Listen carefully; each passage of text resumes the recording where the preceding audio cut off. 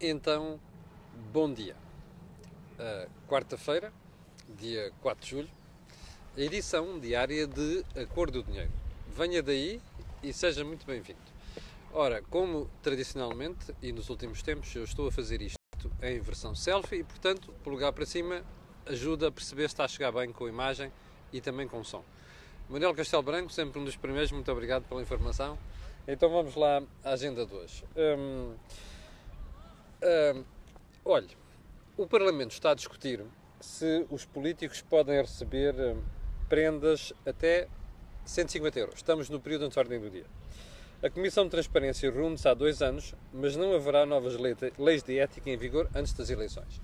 Bom, diga-me uma coisa. Você acha que o país não tem mais nada de importante para fazer do que discutir se os deputados podem receber prendas até 150 euros?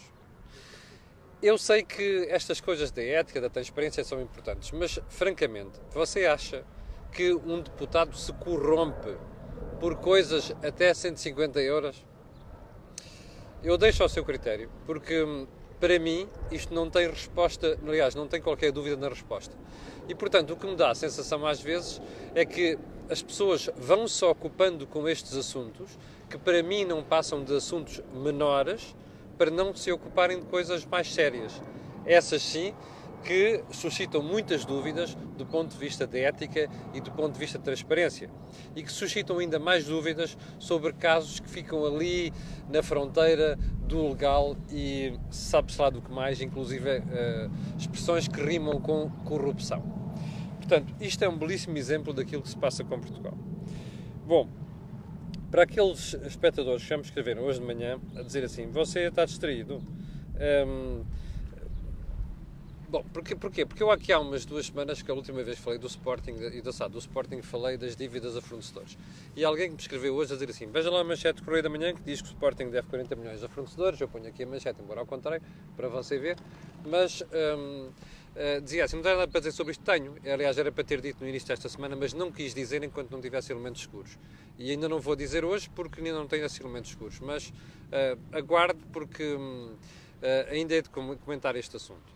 Esta semana, como sabe, já falei do Benfica, mas vou efetivamente falar sobre o assunto. Deixem-me só ter alguns elementos mais concretos para abordar isto, para não deixar qualquer margem para dúvida e para não ficar a parecer que existe aqui algum complexo de clubite, porque não é de facto isso que está em causa. Mas já agora uma coisa, não são boas notícias, mas enfim, lá iremos, como digo, oportunamente. Bom, então vamos lá à agenda de hoje, que também não é uma agenda pequena. Bom, ontem houve 2 espectadores que me escreveram também a perguntar porque é que eu não tinha falado na questão da lei das 35 horas e do impacto que já tem na saúde. Porque diziam estes 2 espectadores, bom, já conheço casos, no caso concreto era uma história de alguém que frequenta o Hospital de São João, a dizer que já estava a sentir o efeito das 35 horas. Curiosamente, eu acho que isto também vinha na manchete de alguns jornais ontem, embora de forma muito ligeira, mas eu preferi não dizer nada enquanto não tivesse mais informações.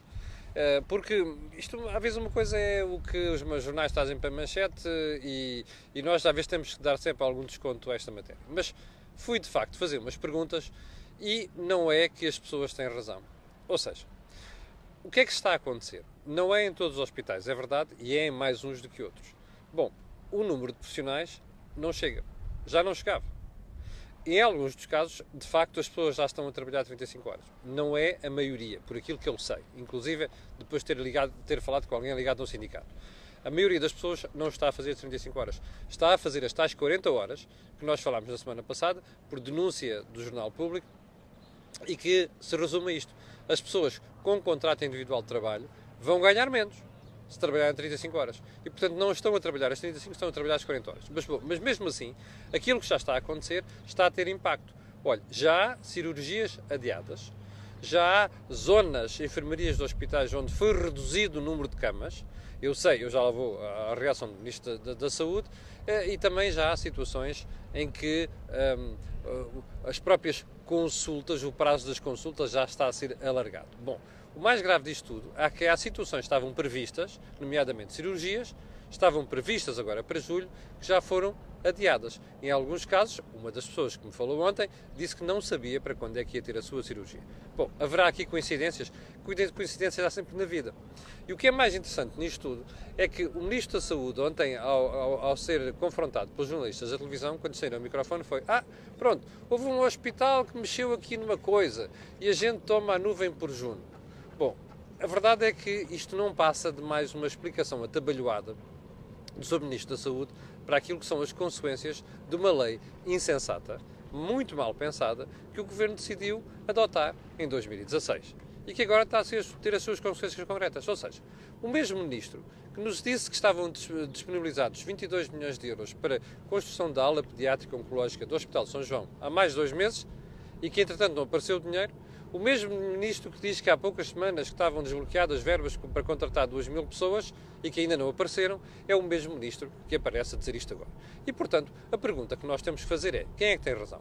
Eu não tenho dúvida nenhuma dos profissionais ligados aos hospitais neste momento, embora em alguns casos haja alguns exageros, porque realmente, como você sabe, as pessoas só se governam bem, só trabalham bem quando existe dinheiro para fazer tudo e mais alguma coisa, porque quando se tira dinheiro para cima dos problemas, não se resolve problemas de eficácia, não se resolve problemas de eficiência, não se resolve problemas de boa gestão. E, portanto, há pessoas que estão habituadas a isto. Mas vamos descontar essa espuma, digamos assim, à tona d'água. Há razões para criticar isto? Há razões para dizer que o Governo, neste aspecto da saúde, o Governo, imagine, mais amigo do SNS, como nós já muitas vezes ouvimos dizer, o Partido Socialista e a esquerda, que são aqueles que andam sempre com o SNS na ponta da língua e a reivindicar melhor serviço, qualidade, investimento e diabo 4, é o mesmo Governo que está a patrocinar este tipo de soluções. Bom, não há aqui nada de política, isso não é nada de ideologia, não há aqui nada de clubite. Isto é um problema real e é um problema sério e é um problema que toca diariamente na vida de milhares de portugueses. Portanto, se há alguma coisa que se pode fazer aqui é dizer que é uma vergonha ver o Governo, que sempre se reivindicou o mais amigo de sempre do SNS, patrocinar este tipo de situações. E por aqui você já pode ver como é que o Governo governou de forma absolutamente eleitoralista nos primeiros meses depois de ter tomado posse. Foi a história da devolução apressada de rendimentos. Ainda ontem ouvimos o Dr. Miguel Albuquerque, Presidente do Governo Regional da Madeira, dizer que não há verba, imagine só, para segurar e suster e proteger aquelas carpas afetadas pelos incêndios. Se você for à Madeira, vá ao Funchal e aos arredores do Funchal e veja a situação em que estão algumas escarpas, como eu ouvi há poucas semanas, e que são coisas urgentes. Ora bem, não há dinheiro para aquilo. Não há dinheiro para aquilo porquê? Porque o dinheiro foi canalizado para outras coisas, para aumentos insensatos, rápidos, demasiado rápidos, reposição de rendimentos no Estado e que agora fazem falta para outras coisas. E o caso da saúde não é uma exceção a isso. Bom, ontem tive para comentar este assunto, ficámos sem tempo também.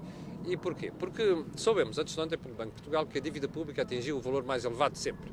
E o Banco de Portugal até deu valores, 250 mil milhões de euros. Ora bem, tenha em conta que aquilo que nós produzimos por ano, ou seja, o PIB, a riqueza nacional, corresponde a cerca de 200 mil milhões de euros por ano, você pode ver que não chega à riqueza produzida por Portugal durante o ano para pagar essa mesma dívida. Bom, mas a verdade é que o Governo continua a dizer que a dívida continua a baixar.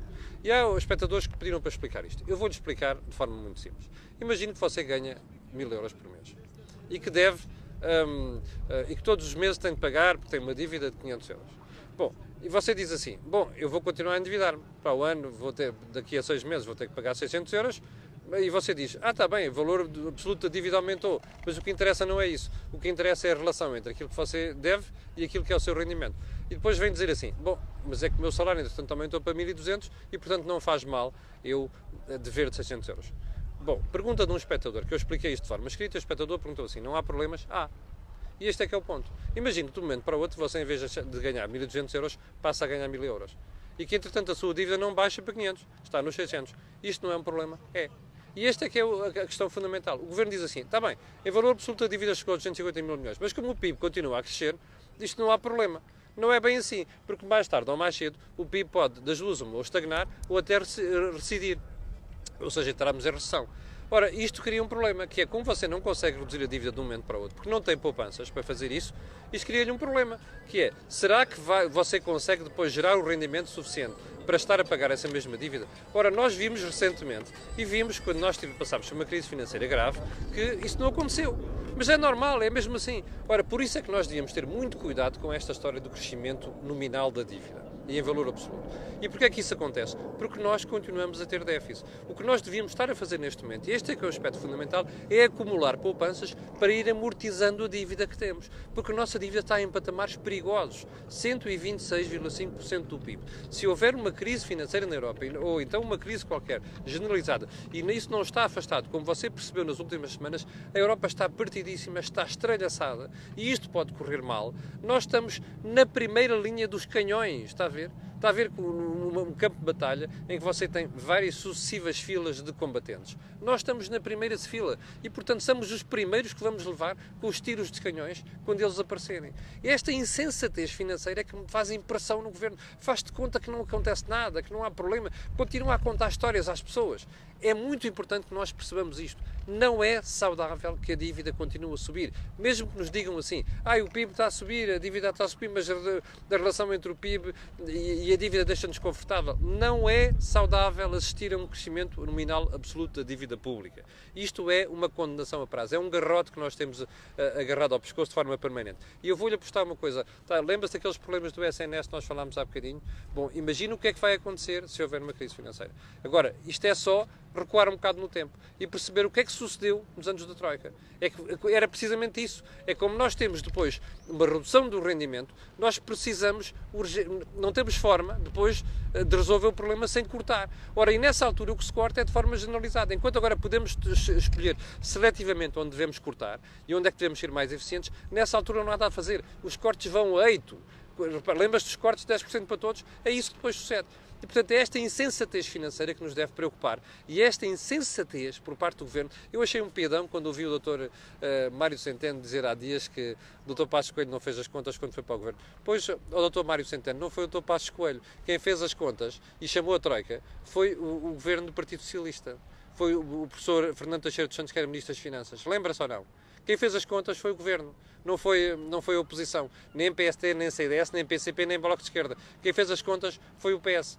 Foi o PS que fez estas contas e entregou à Troika, e a Troika baseou-se nas contas que o Governo do PS fez. Essa falta de vergonha e esta falta de sensatez financeira é que nos deve preocupar neste momento. Bom, terceiro ponto. O camarada Jerónimo de Sousa diz que o mito da geringonça acabou. Bom, eu vou-lhe explicar o que é que diz exatamente o camarada Jerónimo de Sousa. Diz assim: termina o mito de que era possível fazer a quadratura do círculo, de corresponder à reposição de direitos e aceitar os ditames da União Europeia do euro. Ou seja, o que é que o Jerónimo de Sousa está a dizer aqui? Bom, olha, agora que já não temos dinheiro para continuar a devolver rendimentos e outras coisas, isto mostra que havia limitações naquilo que é o que nós temos que fazer internamente do ponto de vista de política interna e limitações da União Europeia. Ou, por outras palavras, o que é que o Jerónimo de Sousa quer dizer? Não há dinheiro. E, portanto, o Jerónimo de Sousa está a dizer assim, bom, não há dinheiro, terminou o mito. Eu conheço um termo popular para isto, que é chulice, que é assim: enquanto a teta da vaca dá, a malta está toda feliz. Quando a teta da vaca não dá, e nós deixamos de poder, começa a chantagem, que é aquilo que o PCP está a tentar fazer neste momento. Olha, azar, porque o PS aí não pode ceder. Nós temos uma coisa chamada tratados orçamentais para cumprir, e agora não há dinheiro. Ou seja, toda aquela folga que a Troika nos tinha deixado, terminou. E, portanto, é isto que o camarada Jerónimo de Sousa tem de enfrentar. Ora, vai mudar? Eu suspeito que não. Mas há uma coisa que eu sei aqui, não acredito nada, e já tenho dito aqui várias vezes, que o camarada Jerónimo de Sousa, o PCP e o Bloco venham a votar contra o Orçamento de Estado, apesar daquilo que estão a dizer. Mas é bom que as pessoas pensem, estes partidos só sabem governar quando há dinheiro. É isto que significa a expressão e as relações do camarada Jerónimo de Sousa. Bom, sigamos para bem, que isto se faz tarde. Vamos ao quarto ponto da conversa de hoje. Os contribuintes. O Fisco decidiu atacar os contribuintes que andaram distraídos com o Via CTT.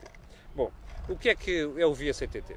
É uma caixa de mail que o Fisco criou para comunicar de forma eletrónica com os contribuintes. Isto vale para quem é sujeito a IRC, empresas, mas também para contribuintes que passem recibos verdes com IVA, aliás, no valor superior a 10 mil euros. E, portanto, aqui a questão é, houve muitas pessoas que não fizeram isto. 30 dias depois de iniciar a atividade eram obrigados a criar isto. E o Fisco lembrou-se, 2012, repare bem, estamos em 2018, o Fisco lembrou-se de um momento para o outro de chatear as pessoas e começou a passar coimas. Bom, parece que agora andam a fechar os olhos para que as coimas não sejam aplicadas, se as pessoas reclamarem, não sei quantos. Bom, mas isto é uma vergonha. Ou seja, o Fisco precisa de dinheiro, dramaticamente. E, portanto, vai buscar isto de todas as maneiras possíveis e imaginárias. Isto da caixa eletrónica criada via CTT é uma estupidez. Quando o Governo me envia a mim, quando o Fisco me envia a mim um mail a dizer assim, você deve tanto, Sr. Camilo Lourenço, pelo Gmail, para mim tem tanto valor e devia ter tanto valor legal quanto criar uma caixinha que por acaso tem que estar alojada no CTT. Isto é uma estupidez. Mas mais estupidez do que isto é perceber que o fisco só ataca quando precisa de dinheiro. Está a ver? Falta dinheiro a algum lado. É preciso ir buscar dinheiro. E, portanto, vai-se a tudo quanto mexe. Está admirado? Olha, você vota neles. Está a ver? Você vota neles. Quinto ponto. Quinto ponto, e é bom que a gente se despache porque isto já vai com 16 minutos. Bom, o quinto ponto, o que é? É sobre os professores novamente. Eu fiquei estarrecido ontem. Estava a ouvir o professor João Dias da Silva, que é o líder da FNE, que acho que é assim que se chama, FNE, Federação Nacional de Educação, mas alguns professores. Então agora é assim, sabe qual é a resposta que eles estão a dar ao facto de o Tribunal Arbitral ter obrigado a prestar serviços mínimos?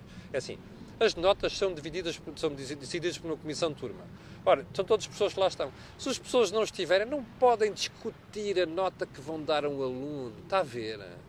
Portanto, a nota só pode ser dada com todos os indivíduos que estejam naquela comissão de turma. Está a ver? Portanto, não há comissão de turma com todos, é um bocado chato e injusto estar a dar notas, a sério.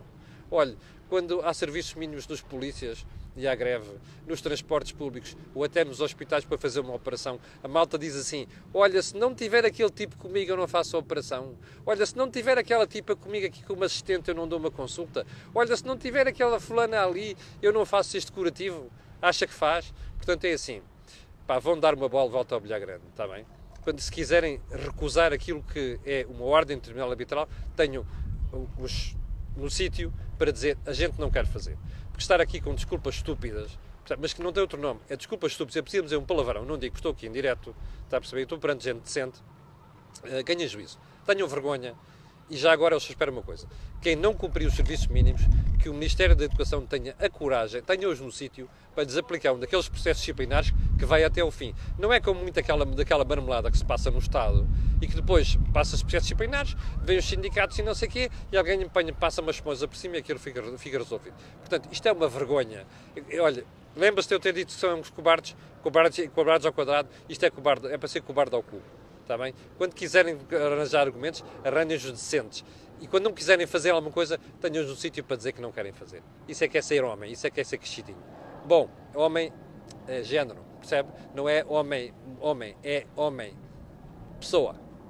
Capiche? Bom, já não chatei mais hoje. Amanhã, pelas 8 da manhã, cá estarei, como sempre, para fazer o balanço daquilo que é a atualidade económica e política de Portugal.